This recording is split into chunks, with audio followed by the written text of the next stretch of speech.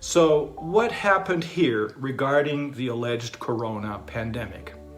The facts laid out below are to a large extent the result of the work of the Corona Investigative Committee.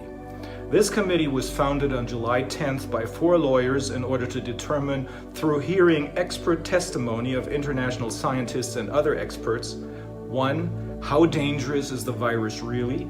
2. What is the significance of a positive PCR test? 3.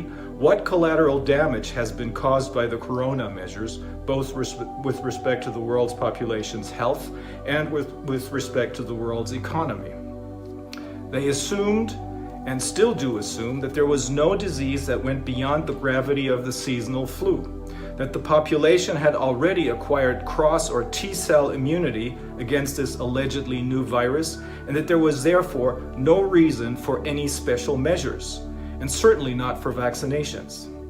These scientists include Professor John Ioannidis of Stanford University in California, a specialist in statistics and epidemiology as well as public health, and at the same time the most quoted scientist in the world, Professor Michael Levitt, Nobel Prize winner for chemistry and also a biophysicist at Stanford University, the German professors Karin Mölling, Susharit Bhakti, Knut Witkowski, as well as Stefan Homburg, and now many more scientists and doctors worldwide, including Dr. Mike Yeadon.